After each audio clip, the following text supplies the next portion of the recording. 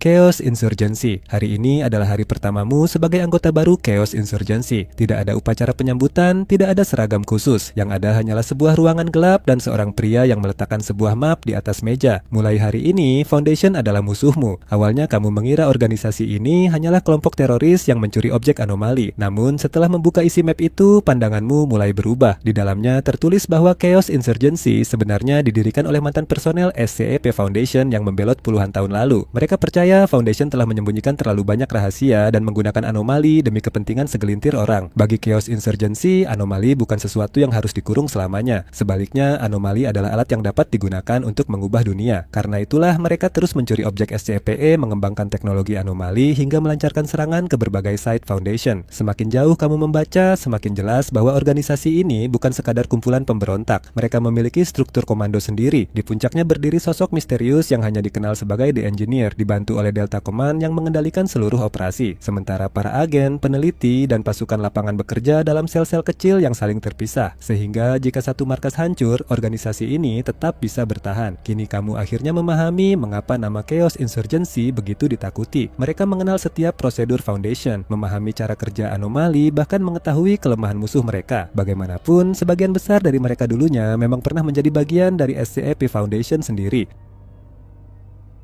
Global Occult Coalition. Selamat datang di Global Occult Coalition. Suara itu terdengar tegas saat pintu ruang briefing terbuka. Di depanmu berdiri seorang komandan berseragam militer, sementara lambang Perserikatan Bangsa-Bangsa terpampang di dinding belakangnya. Jika Foundation memilih untuk mengurung anomali, maka tugas kita jauh lebih sederhana. Kita menghancurkannya. Kalimat itu langsung menjelaskan perbedaan terbesar antara kedua organisasi tersebut. Sebagai anggota baru, kamu segera menyadari bahwa Global Occult Coalition atau lebih dikenal sebagai GOC bukanlah organisasi penelitian seperti SCP Foundation. Mereka adalah pasukan paramiliter rahasia di bawah naungan Perserikatan Bangsa-Bangsa yang bertugas menghapus setiap ancaman supernatural sebelum sempat membahayakan umat manusia. GOC dibentuk setelah Perang Dunia Kedua melalui penyatuan 108 organisasi okultisme, paranormal, dan keagamaan dari berbagai belahan dunia. Seluruh organisasi itu berada di bawah kepemimpinan Council of 108, dewan tertinggi yang menentukan setiap operasi besar GOC. Di lapangan, mereka dibagi ke dalam beberapa divisi utama. Divisi Fisik menangani pertempuran dan eliminasi anomali, Divisi Psyche bertanggung jawab atas diplomasi serta pengawasan. Sedangkan Divisi Talami mengelola logistik, penelitian, dan pengembangan teknologi. Berbeda dengan Foundation yang berusaha mengamankan sebagian besar objek anomali, GOC memandang hampir semua anomali sebagai ancaman yang harus dimusnahkan. Untuk menjalankan misinya, mereka memanfaatkan persenjataan modern, teknologi anomali, hingga kemampuan sihir tingkat tinggi. Bagi mereka, ancaman yang telah dihancurkan tidak akan pernah bisa menyebabkan containment breach.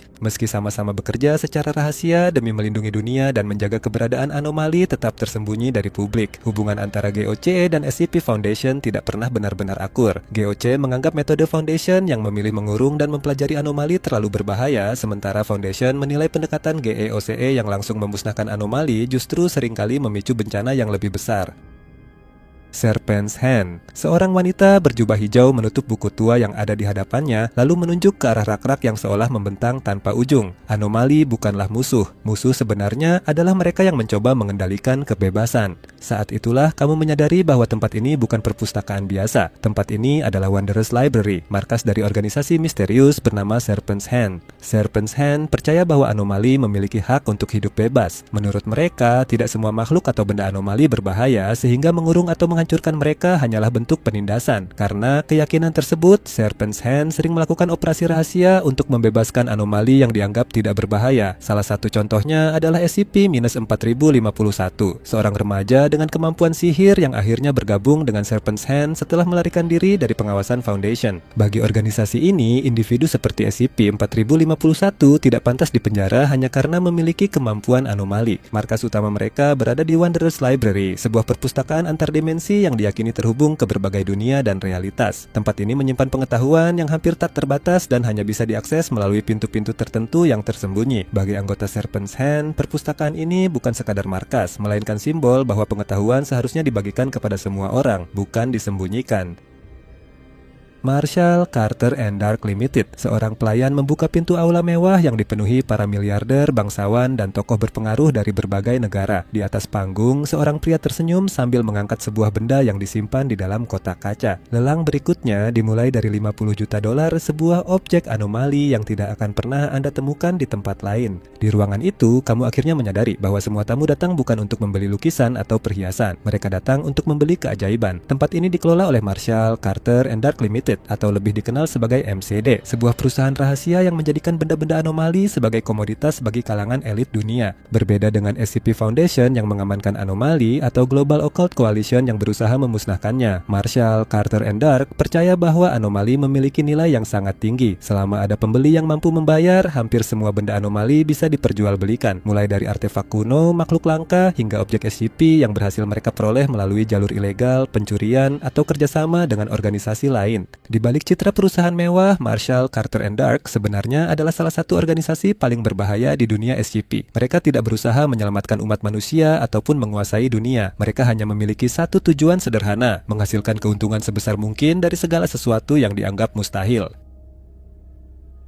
Church of the Broken God. Suara seorang pendeta bergema di dalam sebuah katedral tua yang dipenuhi roda gigi, pipa logam, dan patung-patung mesin raksasa. Di tengah ruangan berdiri sebuah altar dengan potongan logam kuno yang dianggap sebagai bagian dari tubuh dewa mereka. Suatu hari nanti, seluruh bagian tubuhnya akan ditemukan, dan saat itulah dunia akan kembali sempurna. Sebagai anggota baru Church of the Broken God, kamu segera mengetahui bahwa organisasi ini bukan sekadar kelompok keagamaan biasa. Mereka adalah sekte kuno yang meyakini keberadaan Mekane atau Broken God, dewa mesin yang konon pernah mengorbankan tubuhnya untuk menyelamatkan dunia dari kehancuran. Kini, tubuh Mekane dipercaya telah hancur menjadi ribuan artefak anomali yang tersebar di seluruh dunia. Karena itulah tujuan utama Church of the Broken God adalah menemukan setiap bagian tubuh Mekane dan menyatukannya kembali. Mereka percaya bahwa ketika Broken God kembali utuh, dunia akan memasuki era baru yang dipenuhi keteraturan, kemajuan, dan kedamaian. Demi mencapai tujuan tersebut, mereka rela berburu objek SCP, menciptakan teknologi anomali, bahkan mengganti bagian tubuh mereka sendiri dengan mesin sebagai bentuk pengabdian kepada dewa mereka. Keyakinan ini membuat Church of the Broken God sering berhadapan dengan SCP Foundation yang berusaha mengamankan artefak-artefak tersebut. Mereka juga menjadi musuh bebuyutan Sarkic Cults, sebuah kelompok yang memuja kekuatan daging dan kehidupan biologis. Jika Church of the Broken God percaya bahwa kesempurnaan berasal dari mesin, maka Sarkic Cults justru meyakini bahwa tubuh dan daging adalah bentuk kehidupan tertinggi. Di dunia SCP, Church of the Broken God bukan sekadar organisasi keagamaan. Mereka adalah salah satu kekuatan terbesar yang berada di balik banyak teknologi anomali, artefak kuno, dan konflik besar.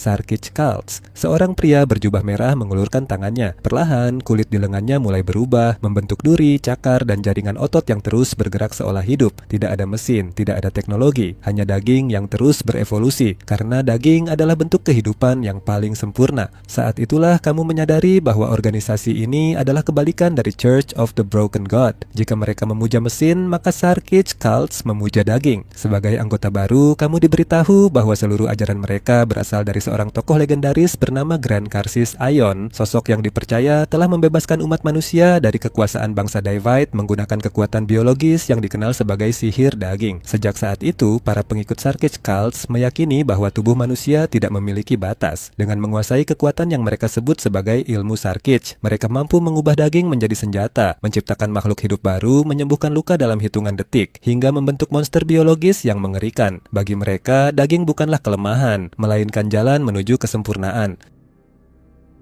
Mobil Task Force. Alarm containment breach telah berbunyi. Lampu merah berkedip di seluruh site, sementara suara sirene memenuhi setiap lorong. Dari pengeras suara, terdengar satu perintah yang membuat seluruh personel menghentikan aktivitas mereka. Seluruh personel non-tempur segera berlindung. Mobile Task Force sedang dikerahkan. Beberapa menit kemudian, sebuah helikopter mendarat di atap fasilitas. Sekelompok prajurit bersenjata lengkap turun dengan perlengkapan yang tidak pernah kamu lihat sebelumnya. Mereka bukan tentara biasa, mereka adalah Mobile Task Force, unit elit yang hanya diterjunkan ketika ancaman sudah berada di luar kemampuan petugas keamanan Foundation. Mobile Task Force adalah pasukan operasi khusus milik SCP Foundation yang dibentuk untuk menangani misi-misi paling berbahaya. Anggotanya direkrut dari personel terbaik Foundation, mulai dari mantan pasukan khusus, ilmuwan, insinyur, ahli biologi, hingga spesialis anomali. Setiap anggota dipilih berdasarkan kemampuan yang sesuai dengan jenis misi yang akan mereka jalankan. Setiap Mobile Task Force memiliki spesialisasi yang berbeda. Contohnya, Nine-Tailed Fox merupakan unit yang paling sering dikerahkan saat terjadi containment breach di dalam site Foundation. Hammer Down adalah pasukan bersenjata berat yang digunakan untuk menghadapi ancaman berskala besar. Sementara Samsara merupakan unit eksperimental yang terdiri dari prajurit hasil rekayasa anomali, menjadikan mereka mampu menghadapi ancaman yang mustahil ditangani manusia biasa. Karena setiap ancaman memiliki karakteristik yang berbeda, Foundation memiliki puluhan Mobile Task Force dengan tugas yang sangat spesifik. Ada yang bertugas memburu objek SCP yang kabur, melawan organisasi seperti Chaos Insurgency, menangani wabah biologis, menyelidiki fenomena paranormal, hingga menjelajahi dimensi lain.